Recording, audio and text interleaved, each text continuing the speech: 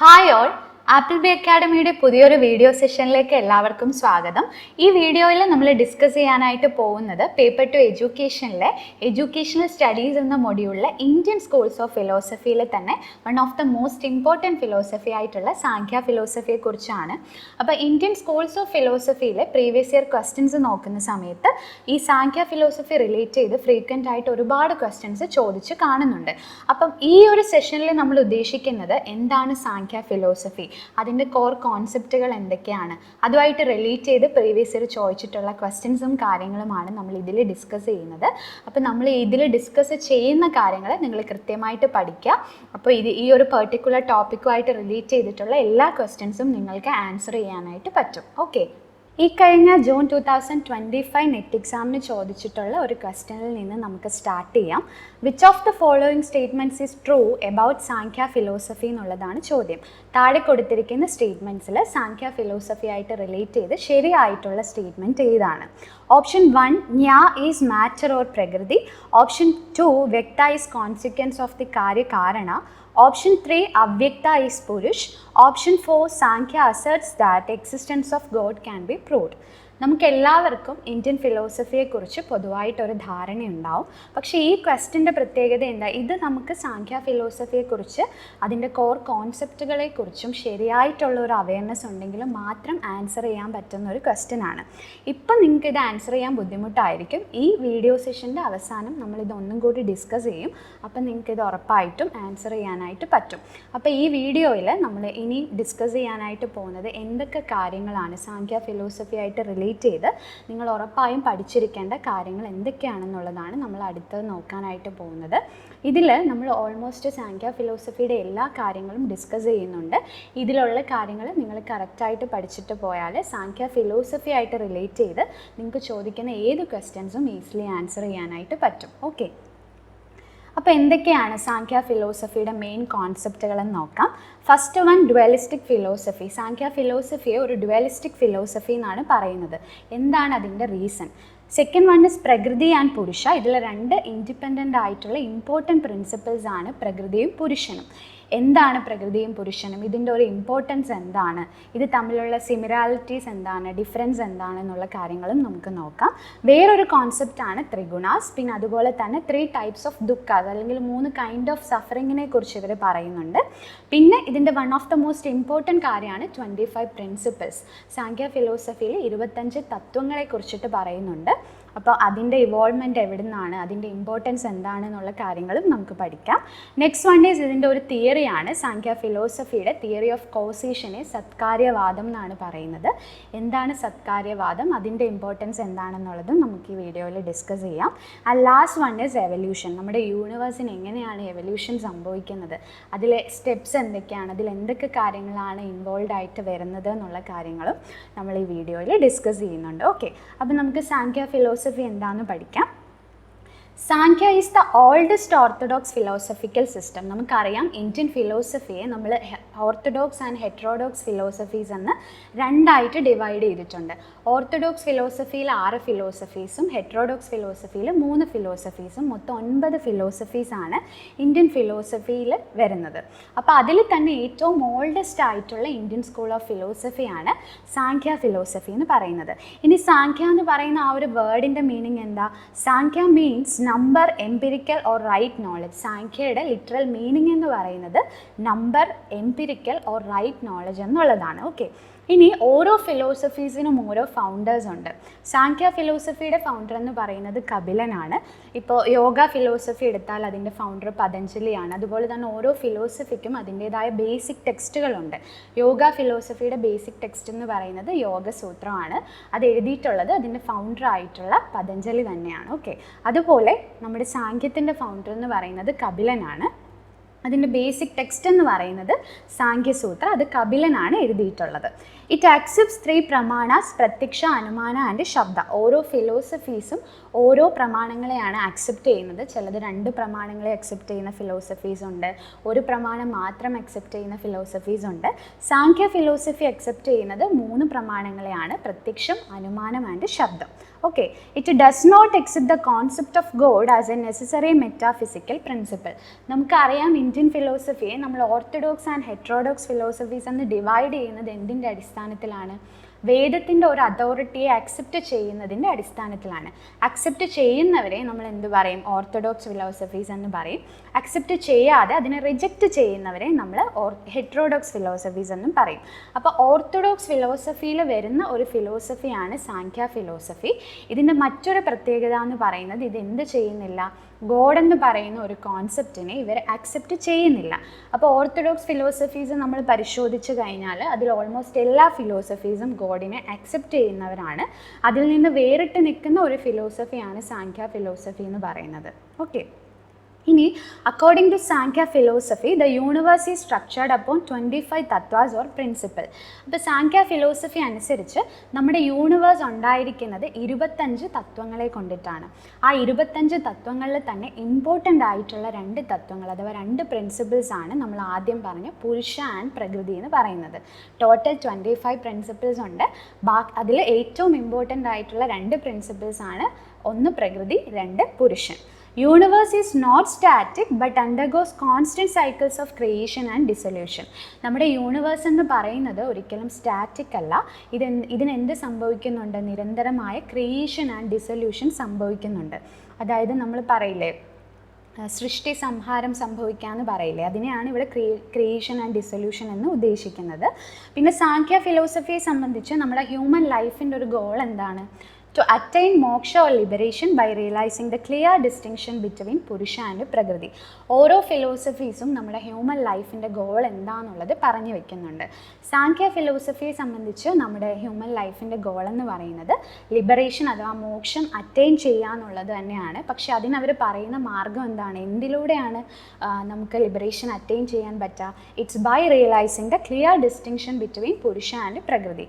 ഈ പുരുഷനും പ്രകൃതിയും തമ്മിലുള്ള ഡിഫറൻസ് നമ്മൾ എപ്പോഴാണോ ക്ലിയർ ആയിട്ട് റിയലൈസ് ചെയ്യുന്നത് അപ്പോഴാണ് നമുക്ക് ലിബറേഷൻ കിട്ടുക എന്നാണ് സാഖ്യ ഫിലോസഫി അഭിപ്രായപ്പെടുന്നത്. ഇനി സാഖ്യ ഫിലോസഫി ഒരു ഡ്യുവലിസ്റ്റിക് ഫിലോസഫി ആണെന്ന് നമ്മൾ ആദ്യം പറഞ്ഞു. എന്തുകൊണ്ടാണ് അങ്ങനെ പറയുന്നത്? ഇറ്റ് അക്സെപ്റ്റ്സ് 2 എറ്റേണൽ റിയാലിറ്റീസ്, പുരുഷ or the conscious spirit and പ്രകൃതി ഓർ ദ അൺകോൺഷ്യസ് മാറ്റർ. ഈ 25 പ്രിൻസിപ്പിൾസ് ഇവർ അക്സെപ്റ്റ് ചെയ്യുന്നുണ്ടെന്ന് പറഞ്ഞു. അതിൽ തന്നെ 2 ഇമ്പോർട്ടൻ്റ് ആയിട്ടുള്ള പ്രിൻസിപ്പിൾസ് ആണ് പുരുഷനും പ്രകൃതിയും. ഓക്കെ, ഈ 2 ഇൻഡിപെൻഡൻറ്റ് പ്രിൻസിപ്പിൾസിനെ, ഈ 2 എക്സ്റ്റേണൽ റിയാലിറ്റീസിനെ ഇവർ അക്സെപ്റ്റ് ചെയ്യുന്നത് കൊണ്ട് തന്നെ നമ്മൾ ഇതിനെ എന്ത് പറയുന്നു? ഒരു ഡ്യുവലിസ്റ്റിക് ഫിലോസഫി എന്ന് പറയുന്നു.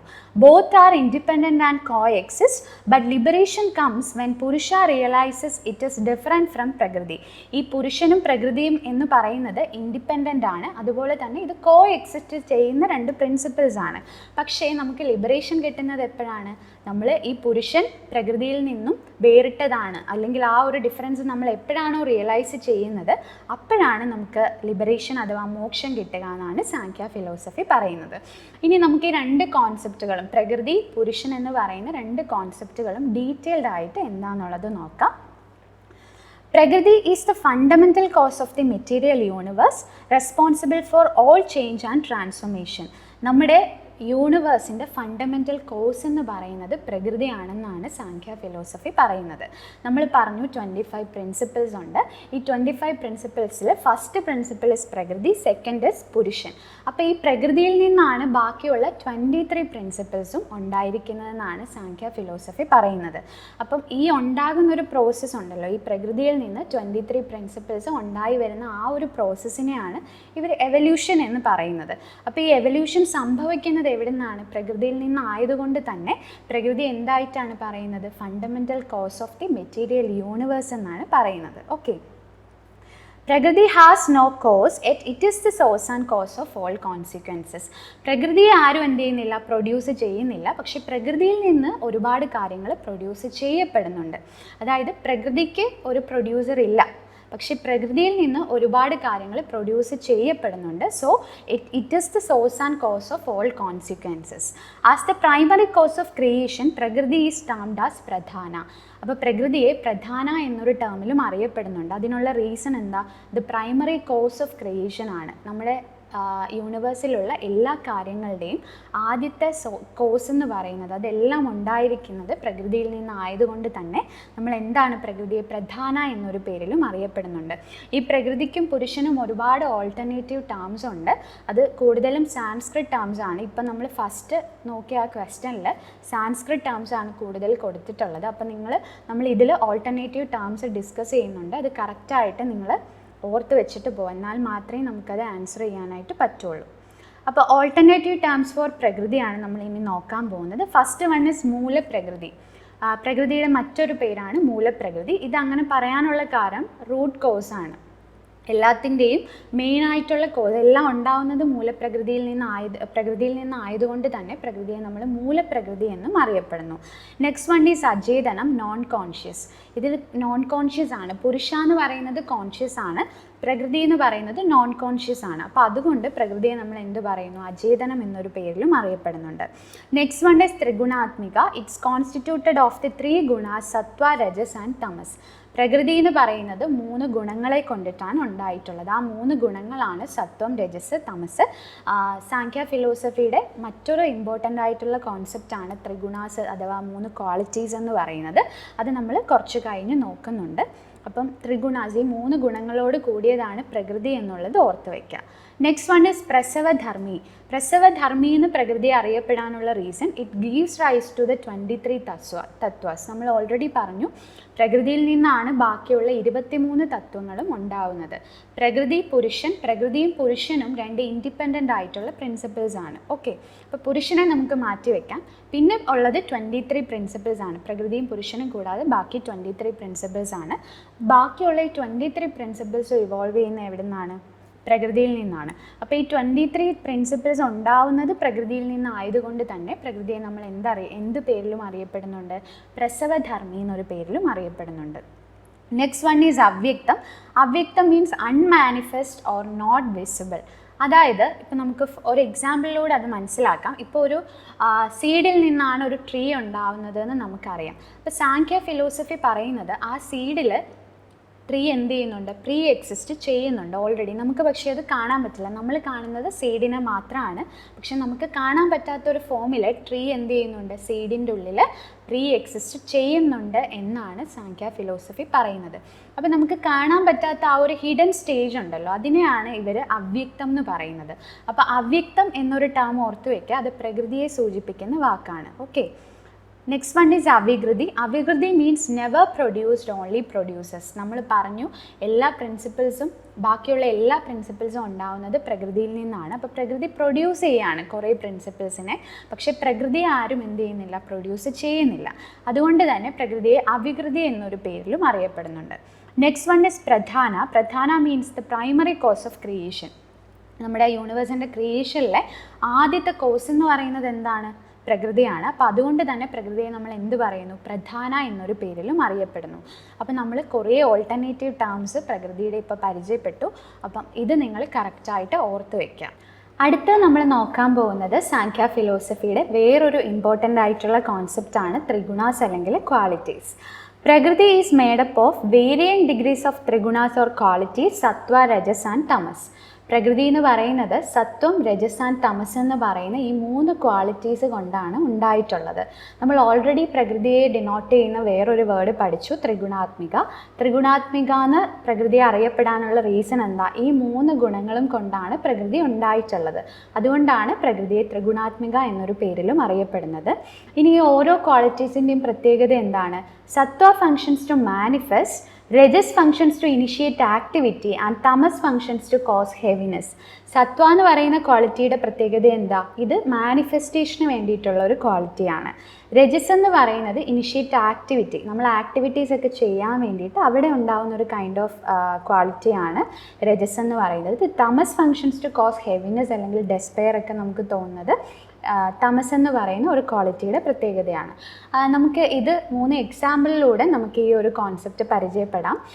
സത്വ, രജസ് ആൻഡ് തമസ് എന്നുള്ളതിന് പകരം നമുക്ക് 3 സ്റ്റുഡൻസിനെ കൺസിഡർ ചെയ്യാം. ഈ 3 സ്റ്റുഡൻസിനെ നമുക്ക് ഇതുമായിട്ട് കമ്പയർ ചെയ്ത് പഠിക്കാം. ഓക്കെ, ഒന്നാമത്തെ സ്റ്റുഡൻറ്റ് സ്കൂള് വിട്ട് വന്ന് അന്നത്തെ ഹോംവർക്ക് ഒക്കെ ചെയ്ത് അന്ന് പഠിപ്പിച്ച കാര്യങ്ങളൊക്കെ പഠിക്കുന്ന വളരെ ഓർഗനൈസ്ഡ് ആയിട്ടുള്ളൊരു സ്റ്റുഡൻറ്റ്. ഓക്കെ, സെക്കൻഡ് വൺ എന്ന് പറയുന്നത് സ്കൂള് കഴിഞ്ഞ് വന്ന് ഉടനെ ക്രിക്കറ്റ് ബാറ്റ് എടുത്ത് പ്ലേ ഗ്രൗണ്ടിൽ കളിക്കാൻ പോവാണ്. ആൾ ഭയങ്കര മെസ്സി ആയിട്ടുള്ള ഒരാളാണ്. സ്റ്റിൽ ആൾ ഭയങ്കര എനർജറ്റിക് ആയിട്ടുള്ള ഒരാളാണ്. മൂന്നാമത്തെ ആളെന്ന് പറയുന്നത് ആൾ സ്കൂൾ കഴിഞ്ഞ് വന്നിട്ട് നേരെ TV ഓൺ ചെയ്ത് സോഫയിൽ കിടന്ന് സ്നാക്സ് ഒക്കെ കഴിച്ചുകൊണ്ട് യാതൊരുവിധ മോട്ടിവേഷനും ഇല്ലാതെ ഭയങ്കര ലേസി ആയിട്ടുള്ള ഒരാൾ. അപ്പോൾ ഈ 3 സ്റ്റുഡൻസിനെ നമുക്ക് ഈ 3 ക്വാളിറ്റീസ് ആയിട്ട് കമ്പയർ ചെയ്യാം. ഒന്നാമത്തെ ആൾ എന്തായിരുന്നു? വളരെ ഓർഗനൈസ്ഡ് ആയിട്ട് പഠിക്കാനൊക്കെ വളരെ താല്പര്യമുള്ള ഒരാളാണ്. അപ്പോൾ ആളെ നമുക്ക് സത്വഗുണവുമായിട്ട് കമ്പയർ ചെയ്യാം.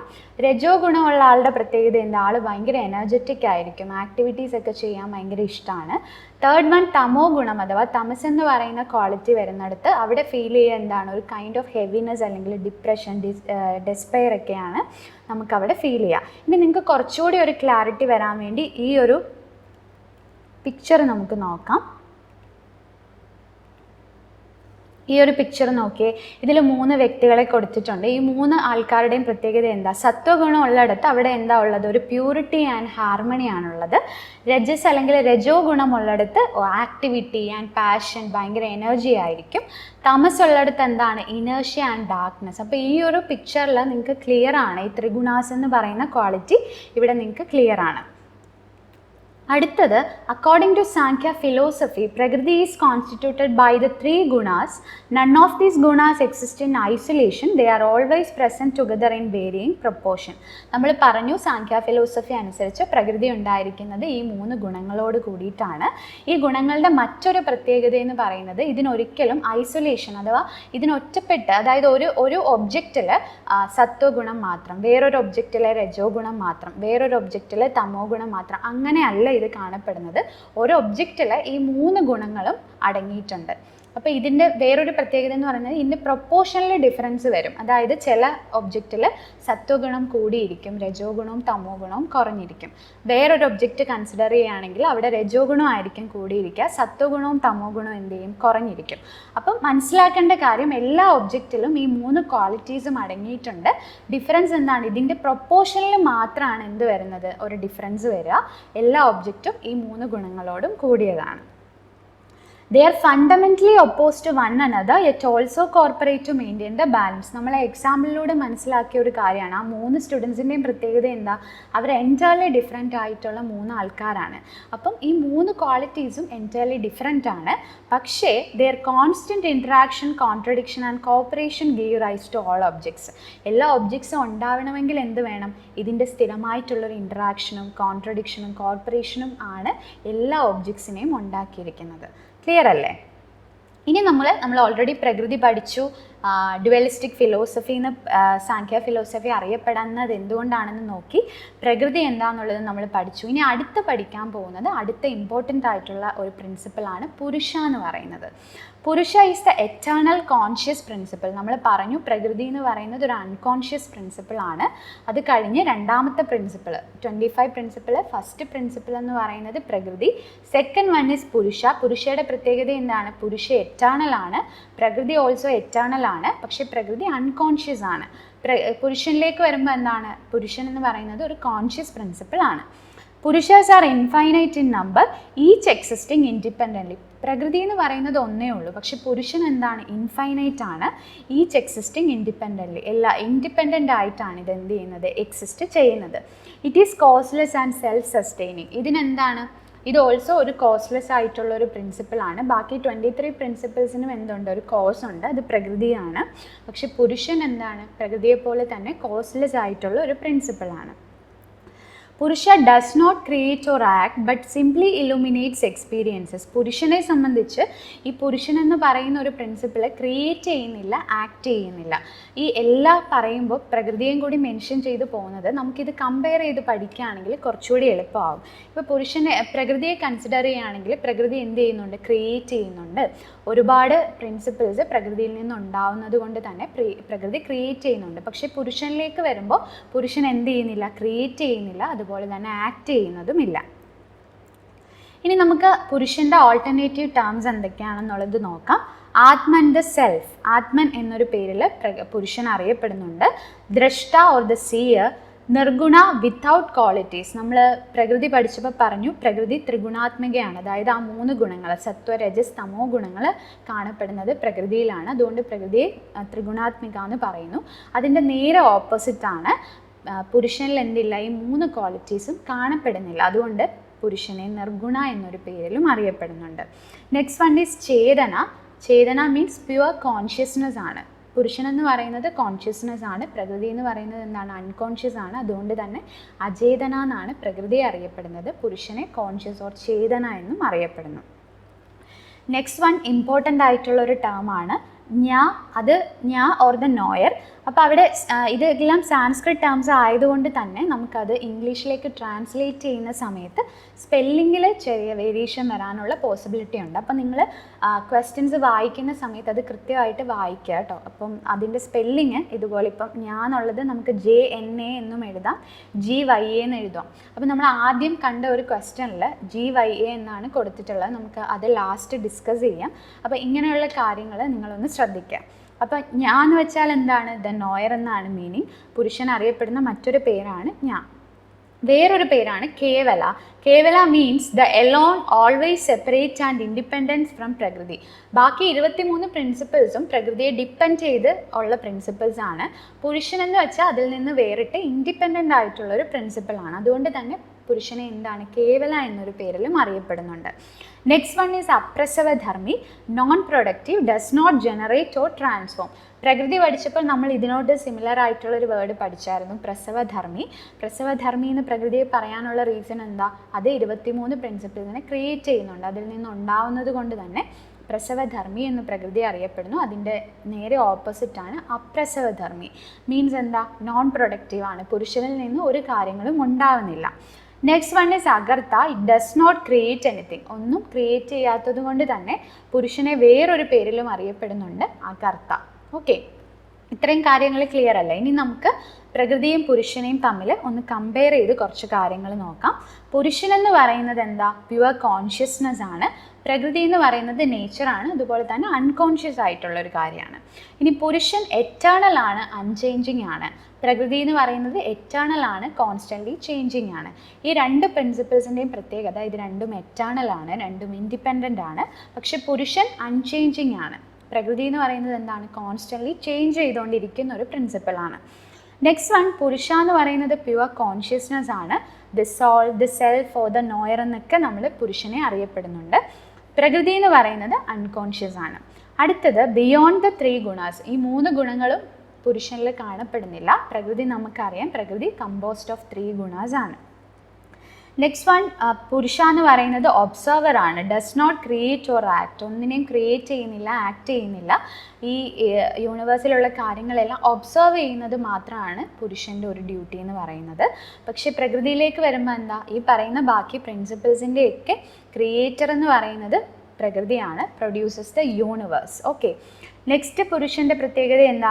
ഇൻഫൈനൈറ്റ് പുരുഷസ്. നമ്മൾ പറഞ്ഞു പുരുഷാസ് എന്ന് പറയുന്നത് ഒരുപാട് എണ്ണം ഉണ്ട്, പ്രകൃതി എന്ന് പറയുന്നത് ഒറ്റ എണ്ണേ ഉള്ളൂ. അപ്പോൾ infinite പുരുഷസ്, 1 in each living being. പ്രകൃതി എന്ന് പറയുന്നത് ഓൺലി 1 പ്രകൃതി, ദ സെയിം ഫോർ ഓൾ. പിന്നെ പുരുഷൻ്റെ മറ്റൊരു പ്രത്യേകതയാണ് പുരുഷൻ ഇമ്മ്യൂട്ടബിൾ ആണ്. പ്രകൃതി എന്ന് പറയുന്നത് കോൺസ്റ്റൻ്റ്ലി അണ്ടർഗോയിങ് ചേഞ്ച്. ഓക്കെ, അടുത്ത നമ്മൾ ഡിസ്കസ് ചെയ്യാനായിട്ട് പോകുന്നത് സാങ്ഖ്യ ഫിലോസഫിയിലെ മറ്റൊരു ഇമ്പോർട്ടൻ്റ് ആയിട്ടുള്ള കോൺസെപ്റ്റാണ് എവല്യൂഷൻ. എങ്ങനെയാണ് എവല്യൂഷൻ അല്ലെങ്കിൽ പരിണാമം സംഭവിക്കുന്നത്, സാങ്ഖ്യ ഫിലോസഫിയെ സംബന്ധിച്ച് എങ്ങനെയാണ് അവർ എവല്യൂഷനെ ഡിസ്ക്രൈബ് ചെയ്യുന്നതെന്നുള്ളത് നോക്കാം. In Sankhya philosophy evolution or parinama refers to the real transformation of Prakriti into the diverse elements of the universe. Sankhya ഫിലോസഫിയെ സംബന്ധിച്ച് എവല്യൂഷൻ അല്ലെങ്കിൽ പരിണാമം എന്ന് പറയുന്നത് എന്താണ്? ഇറ്റ്സ് ദ റിയൽ ട്രാൻസ്ഫോർമേഷൻ ആണ്. പ്രകൃതി ഈ 23 എലമെൻറ്റ്സ് ആയിട്ട് ഇവോൾവ് ചെയ്യുന്ന ആ പ്രോസസ്സിനെയാണ് ഇവരെന്ത് പറയുന്നത്? എവല്യൂഷൻ എന്ന് പറയുന്നത്. This process is based on the principle of Satkaryavada, the belief that the effect already exists in its cause in a potential form. അപ്പോൾ ഈ എവല്യൂഷൻ സംഭവിക്കുന്നത് ഒരു തിയറിയുടെ അടിസ്ഥാനത്തിലാണ്. ആ തിയറിയുടെ പേരാണ് Satkaryavada or the theory of causation എന്ന് പറയും. അപ്പോൾ ഈ തിയറി എന്താ പറയുന്നതെന്ന് വെച്ചാൽ, നമ്മുടെ കോസ് എന്ന് പറയുന്നത്, കോസിൽ എഫക്റ്റ് ഓൾറെഡി പ്രീ എക്സിസ്റ്റ് ചെയ്യുന്നുണ്ട്. നമ്മൾ ആദ്യം ഒരു സീഡിൻ്റെയും ട്രീയുടെയും ഒരു എക്സാമ്പിൾ പറഞ്ഞായിരുന്നു. സീഡിൽ ട്രീ ഓൾറെഡി പ്രീ എക്സിസ്റ്റ് ചെയ്യുന്നുണ്ട്. പക്ഷേ ആ ഒരു സീഡായിരിക്കുന്ന ഫോമിൽ നമുക്ക് ആ ട്രീയെ എന്ത് ചെയ്യാൻ പറ്റില്ല, കാണാൻ പറ്റില്ല. അതൊരു ഹിഡൻ സ്റ്റേജാണ്. അപ്പോൾ ആ ഒരു സ്റ്റേജിന് നമ്മൾ അവ്യക്തം എന്നൊരു പേരിൽ പറഞ്ഞു. അത് പ്രകൃതിയാണ് അവ്യക്തം എന്നറിയപ്പെടുന്നത്.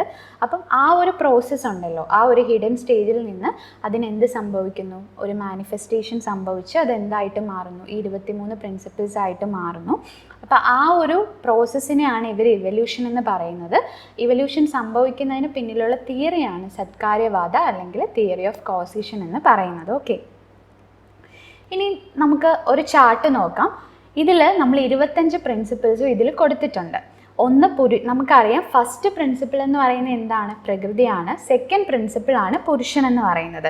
അപ്പോൾ ഈ ഫസ്റ്റ് പ്രിൻസിപ്പിളായിട്ടുള്ള പ്രകൃതിയിൽ നിന്നാണ് താഴേക്കുള്ള ബാക്കി എല്ലാ പ്രിൻസിപ്പിൾസും ഉണ്ടായിട്ടുള്ളത്. അപ്പോൾ പ്രകൃതിയിൽ നിന്ന് ആദ്യം മഹത്ത് എന്ന് പറയുന്ന പ്രിൻസിപ്പിൾ ഉണ്ടാവുന്നു.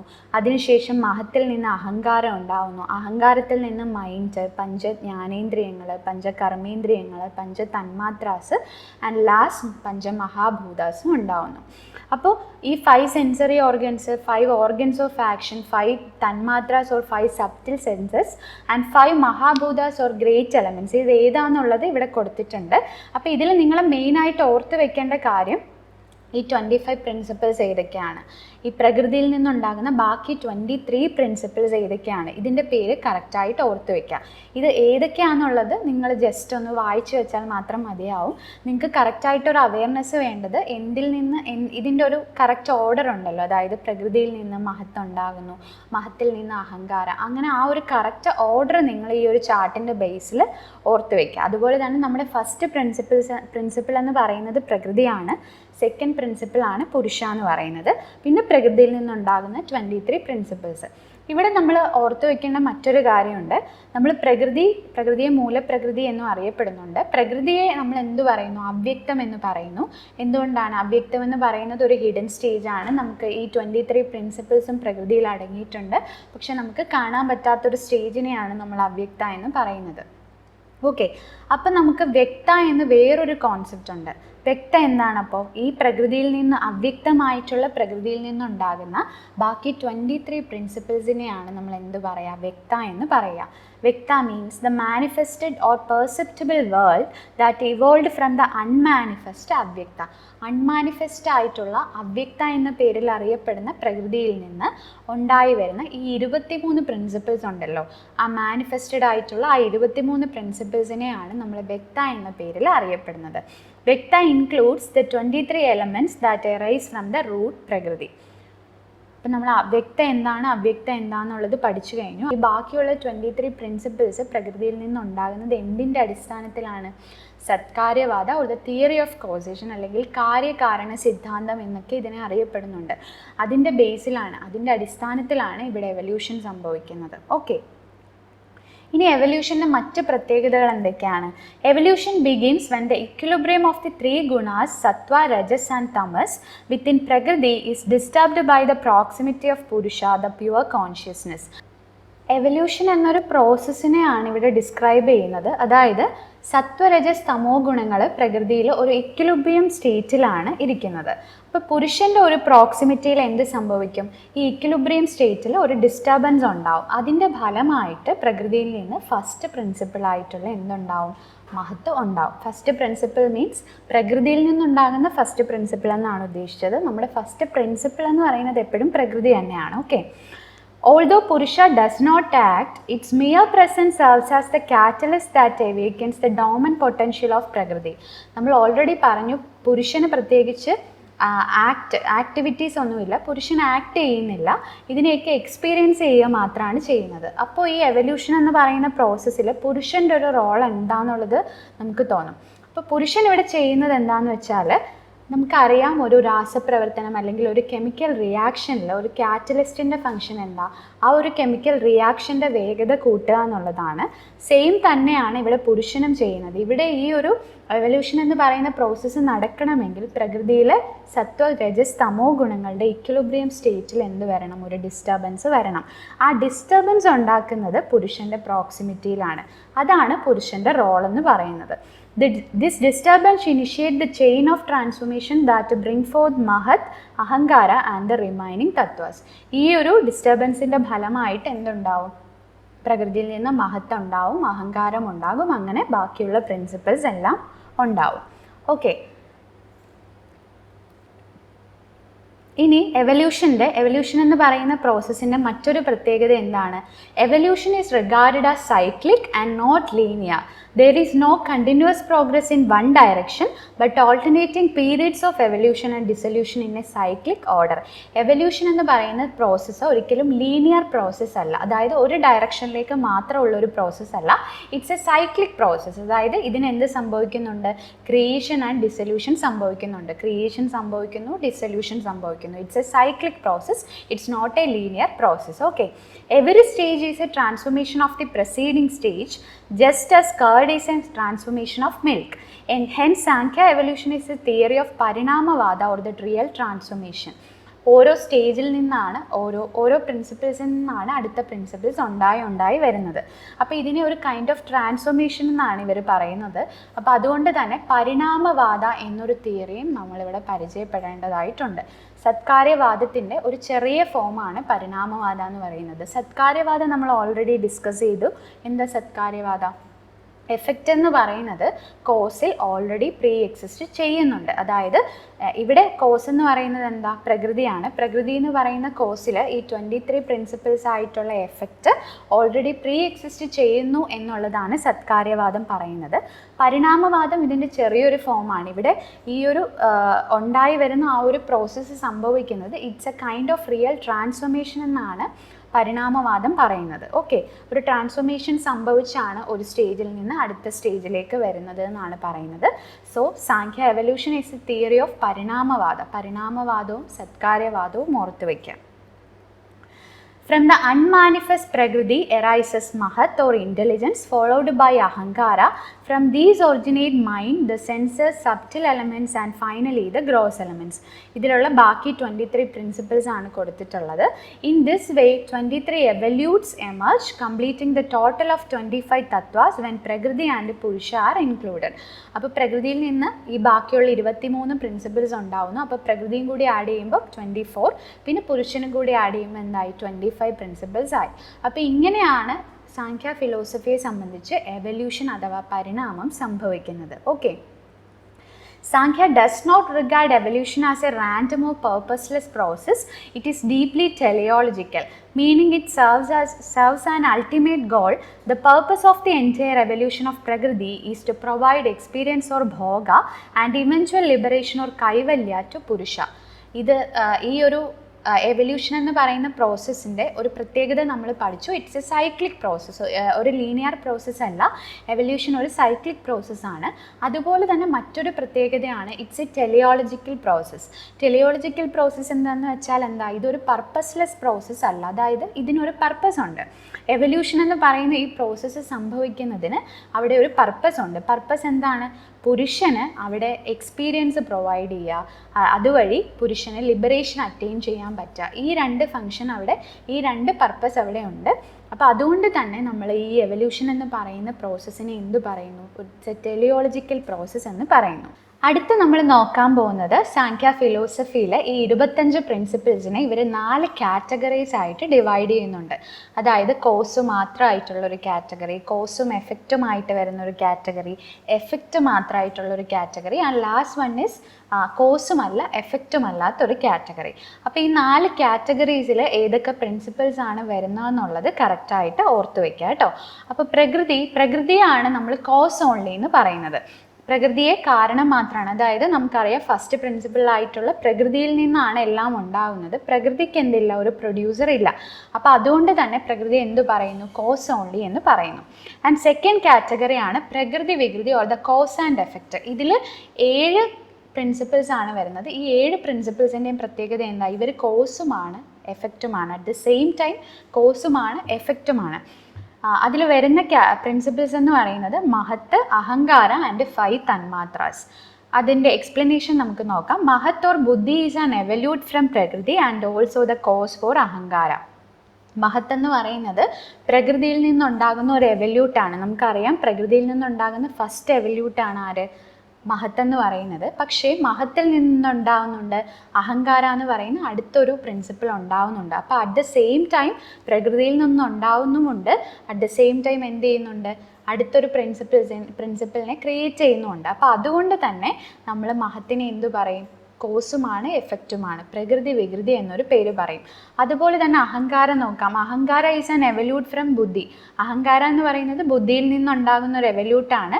അറ്റ് ദ സെയിം ടൈം എന്താണ്, ഇറ്റ്സ് ദ കോസ് ഫോർ 5 തന്മാത്രാസ്. ഈ 5 തന്മാത്രകൾ ഉണ്ടാകുന്നത് അഹങ്കാരത്തിൽ നിന്നാണ്. അപ്പോൾ കോസുമാണ് എഫക്റ്റുമാണ്. ഓക്കെ, ഇനി 5 തന്മാത്രാസ് എന്താ, the 5 tanmatras in turn are the cause of the 5 great elements. പഞ്ചമഹാഭൂതങ്ങൾ ഉണ്ടാകുന്നത് ഈ 5 തന്മാത്രസിൽ നിന്നാണ്. This they are both prakriti and വികൃതി.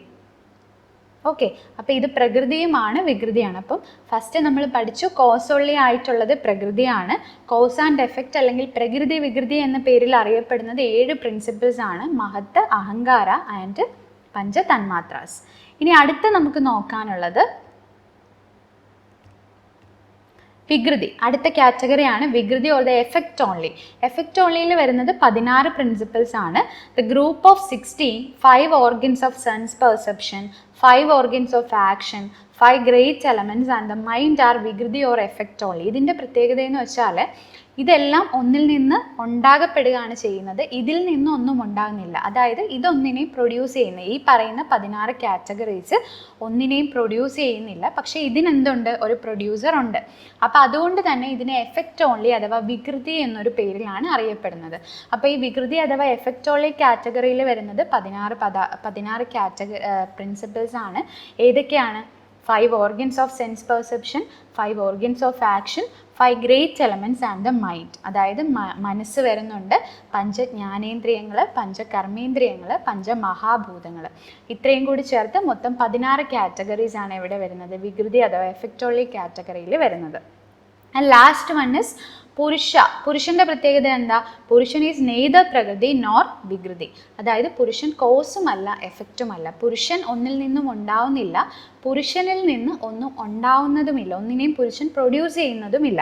അപ്പോൾ അതുകൊണ്ട് തന്നെ നമ്മൾ എന്തു പറയുന്നു, പുരുഷനെ കോസുമല്ല എഫക്റ്റുമല്ല എന്ന് പറയുന്നു. അപ്പോൾ ഈ 4 കാറ്റഗറീസ് ഓർത്തു വയ്ക്കുക. ഇതിൽ നിന്നൊരു ക്വസ്റ്റ്യൻ വന്നിട്ടുണ്ട്.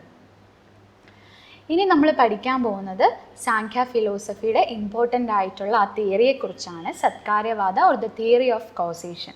According to Sankhya philosophy, the creation is not the production of something new, but only the manifestation of what already exists in the cause. This doctrine is called Satkaryavada, which means the effect or karya pre-exist in the cause. Satkaryavada എന്ന് പറയുന്നത് ഇവരുടെ theory of കോസേഷനെയാണ് സത്കാര്യവാദ എന്ന് പറയുന്നത്. ഇതിൽ ഇവർ പറയുന്നത് ഈ effect എന്ന് പറയുന്നത് അല്ലെങ്കിൽ കാര്യം, പുതിയതായി ഉണ്ടായി വരുന്ന ഒരു കാര്യം എന്ന് പറയുന്നത് കംപ്ലീറ്റ്ലി അതൊരു ന്യൂ ഒരു പ്രോഡക്റ്റ് അല്ല, അത് ഓൾറെഡി എന്ത് ചെയ്യുന്നുണ്ട്, കോസിൽ പ്രീ എക്സിസ്റ്റ് ചെയ്യുന്നുണ്ട്. പക്ഷെ ആ ഒരു ഫോം നമുക്ക് വിസിബിൾ അല്ലാന്നേ ഉള്ളൂ. അപ്പം the effect already preexist in its cause എന്നുള്ളതാണ് സത്കാര്യവാദം മുന്നോട്ട് വയ്ക്കുന്ന ആശയം.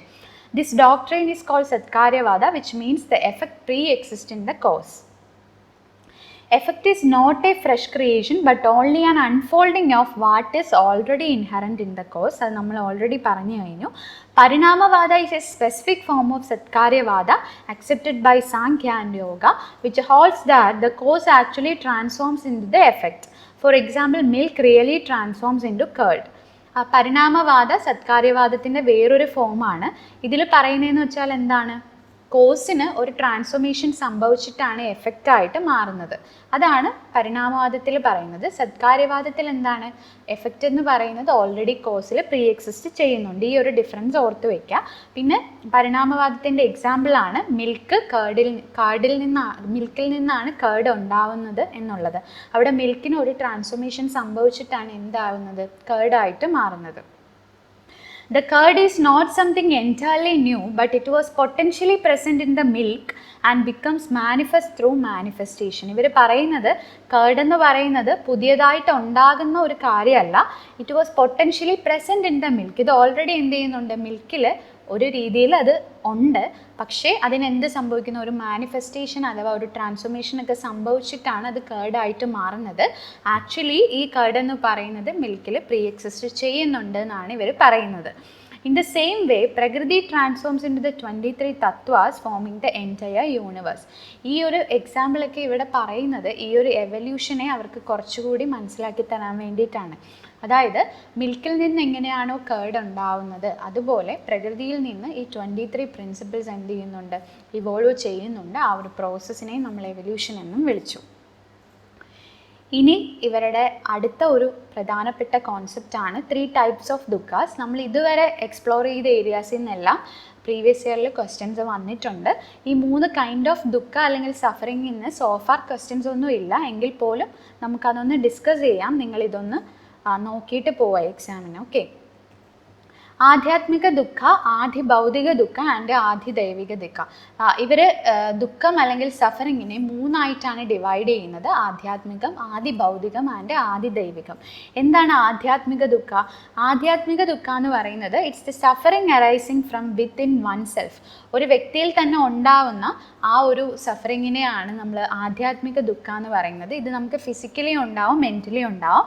ഫിസിക്കലി എന്ന് പറയുന്നത് നമുക്ക് എന്തെങ്കിലും ഒരു ഡിസീസ്, ഇഞ്ചുറി അങ്ങനെയുള്ള കാര്യങ്ങളിൽ നിന്നുണ്ടാകുന്നതാണ്.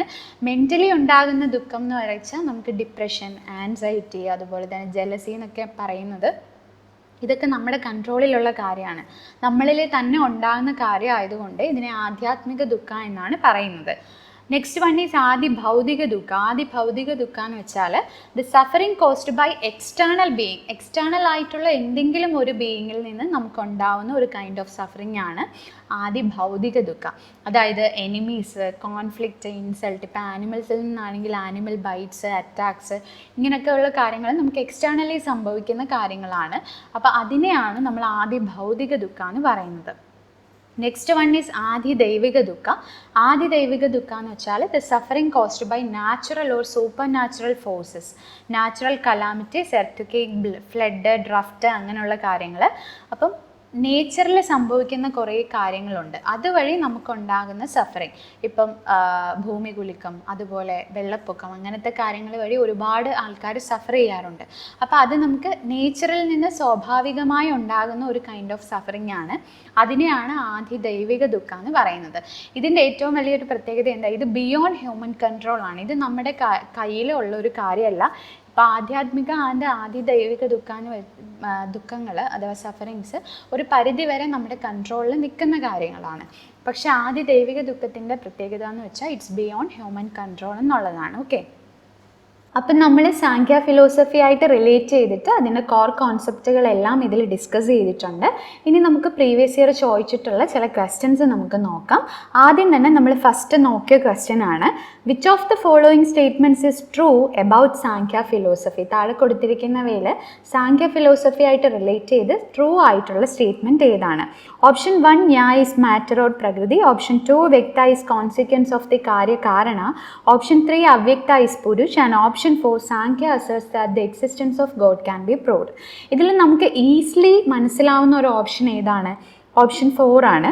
Sankhya asserts that the existence of God can be proved. നമുക്കറിയാം സാങ്ക്യ എന്ന് പറയുന്നത് ഒരു എത്തീസ് ഫിലോസഫിയാണ്. അതിൽ ഗോഡിനെ അവർ അക്സെപ്റ്റ് ചെയ്യുന്നില്ല. അപ്പം നമുക്ക് 4th ഓപ്ഷൻ എന്ത് ചെയ്യാം, എലിമിനേറ്റ് ചെയ്ത് കളയാം. പിന്നെയുള്ള 3 ഓപ്ഷനിൽ ഓപ്ഷൻ 1 ന്യാ ഈസ് മാറ്റർ ഓർ പ്രകൃതി. നമ്മൾ പ്രകൃതിയുടെയും പുരുഷൻ്റെയും കുറേ ഓൾട്ടർനേറ്റീവ് ടേംസ് പഠിച്ചു. അതിൽ ന്യാ എന്ന് പറഞ്ഞത് നമ്മൾ എന്തിനെ പറഞ്ഞതാണ്, പുരുഷനെ പറഞ്ഞതാണ്. ന്യാ ഈസ് പുരുഷനാണ്, ന്യാ ഈസ് മാറ്റർ ഓർ പ്രകൃതി എന്നുള്ളത് റോങ് ആയിട്ടുള്ള ഒരു സ്റ്റേറ്റ്മെൻ്റ് ആണ്. അപ്പം നമുക്ക് സ്റ്റേറ്റ്മെൻറ്റ് 1 എലിമിനേറ്റ് ചെയ്യാം. പിന്നെയുള്ള 2 ഓപ്ഷനില്ല. ഓപ്ഷൻ 3 നോക്കിയേ, അവ്യക്ത ഈസ് പുരുഷ്. നമ്മൾ അവ്യക്ത ഒരുപാട് സ്ഥലത്ത് മെൻഷൻ ചെയ്ത കാര്യമാണ്. അവ്യക്ത എന്ന് പറയുന്നത് പ്രകൃതിയാണ്. പ്രകൃതിയിൽ ആ 23 പ്രിൻസിപ്പിൾസും പ്രകൃതിയിൽ ഉണ്ടാകുന്ന ആ ഒരു സ്റ്റേറ്റ് ഉണ്ടല്ലോ, അതിനൊരു മാനിഫെസ്റ്റേഷൻ സംഭവിക്കാതെ അവിടെ ഇരിക്കുന്ന ആ ഒരു ഹിഡൻ സ്റ്റേജിനെയാണ് നമ്മൾ അവ്യക്തം എന്ന് പറയുന്നത്. So avyakta is the term related to prakriti. അപ്പോൾ ഇവിടെ പുരുഷൻ എന്നാണ് കൊടുത്തിട്ടുള്ളത്. സോ 3rd ഓപ്ഷനും നമുക്ക് എന്ത് ചെയ്യാം, എലിമിനേറ്റ് ചെയ്യാം. ഇനി സെക്കൻഡ് ഓപ്ഷൻ നോക്കിയേ, വ്യക്ത ഈസ് കോൺസിക്വൻസ് ഓഫ് ദി കാര്യകാരണ. വ്യക്ത എന്ന് പറയുന്നത് കാര്യകാരണത്തിൻ്റെ ഒരു കോൺസിക്വൻസ് ആണ്. നമ്മൾ വ്യക്ത എന്നൊരു ടേമും ഓൾറെഡി പഠിച്ചു. അവ്യക്ത എന്ന് പറയുന്നത് എന്താണ്, പ്രകൃതിയാണ്. അതിൻ്റെ നേരെ ഓപ്പോസിറ്റ് ആണ് വ്യക്ത എന്ന് പറയുന്നത്. പ്രകൃതിയിൽ നിന്നുണ്ടാകുന്ന 23 പ്രിൻസിപ്പിൾസിനെയാണ് നമ്മൾ വ്യക്ത എന്ന് പറയുന്നത്. അത് നമ്മൾ ഓൾറെഡി ഡിസ്കസ് ചെയ്ത് കഴിഞ്ഞു. അപ്പോൾ വ്യക്ത എന്ന് പറയുന്നത് കാര്യകാരണത്തിൻ്റെ ഒരു കോൺസിക്വൻസ് ആണെന്നാണ് പറയുന്നത്. അത് ശരിയായിട്ടുള്ളൊരു സ്റ്റേറ്റ്മെൻ്റ് ആണ്. കാര്യകാരണം എന്ന് ഉദ്ദേശിക്കുന്നത് സത്കാര്യവാദ ഓർ ദ തിയറി ഓഫ് കോസേഷനെയാണ്. നമുക്കറിയാം അവ്യക്തമായിട്ടുള്ള പ്രകൃതിയിൽ നിന്ന് വ്യക്തമായിട്ടുള്ള ഈ 23 പ്രിൻസിപ്പിൾസ് ഉണ്ടാകുന്നത് എന്തിൻ്റെ ബേസിലാണ്, satkaryavada or the theory of causation or കാര്യകാരണത്തിൻ്റെ അടിസ്ഥാനത്തിലാണ്. സോ ഇവിടെ ശരിയായിട്ടുള്ള ആൻസർ ഏതാണ്, ഓപ്ഷൻ 2 ആണ്. So the right answer for this question is option 2. Okay, ഇനി നമുക്ക് വേറൊരു ക്വസ്റ്റ്യൻ നോക്കാം. ജൂൺ 2029 ഷിഫ്റ്റ് 2-ൽ ചോദിച്ചിട്ടുള്ള ക്വസ്റ്റ്യൻ ആണ്. In Sankhya the equilibrium of the 3 gunas is called. Sankhya ഫിലോസഫിയിൽ ഈ 3 ഗുണങ്ങൾ, സത്വ രജസ് തമോ ഗുണങ്ങളുടെ ഇക്വിലിബ്രിയം സ്റ്റേറ്റിനെ എന്താണ് പറയുക? ഓപ്ഷൻ 1 പുരുഷ, ഓപ്ഷൻ 2 മഹത്, ഓപ്ഷൻ 3 പ്രകൃതി ആൻഡ് ഓപ്ഷൻ 4 സബ്റ്റിൽ എസൻസ്. നമുക്കറിയാം ത്രിഗുണാത്മിക എന്നൊരു പേരിൽ അറിയപ്പെടുന്നത് പ്രകൃതിയാണ്. അപ്പോൾ ഈ 3 ഗുണങ്ങളും കാണപ്പെടുന്നത് പ്രകൃതിയാണ്.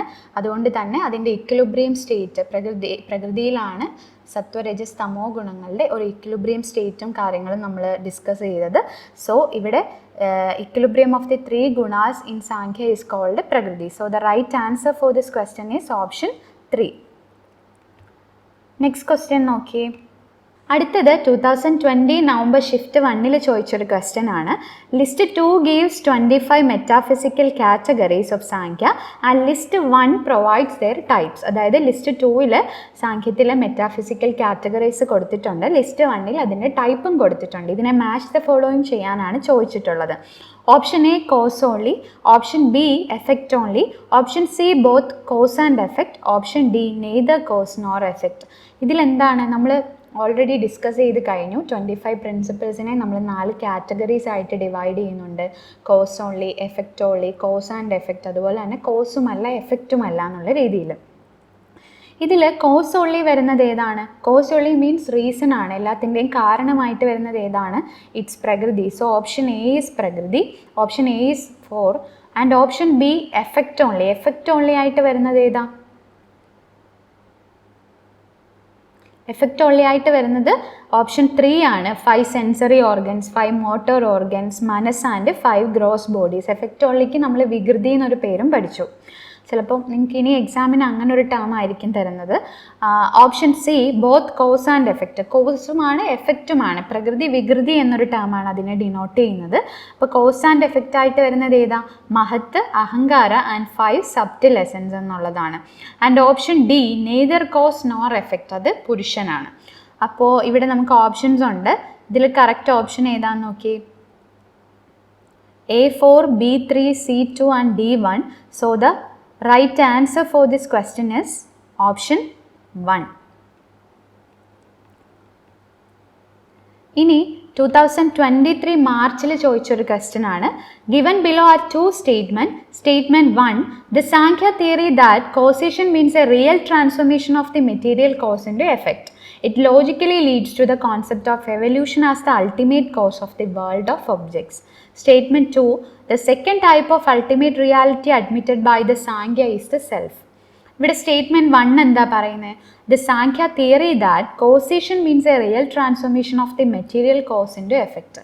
നമുക്കറിയാം സാങ്ക്യ തിയറി അനുസരിച്ച് എഫക്റ്റ് എന്ന് പറയുന്നത് കോസിൻ്റെ ഒരു റിയൽ ട്രാൻസ്ഫോർമേഷൻ ആണ്. അത് ശരിയായിട്ടുള്ളൊരു കാര്യമാണ്.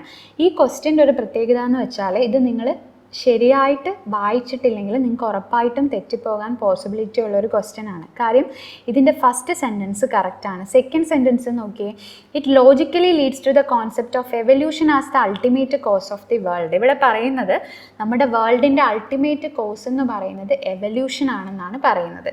എവല്യൂഷൻ എന്ന് പറയുന്നത് ഒരു പ്രോസസ്സാണ്. ആ പ്രോസസ്സിലൂടെയാണ് നമ്മുടെ വേൾഡ് ഉണ്ടാകുന്നത്.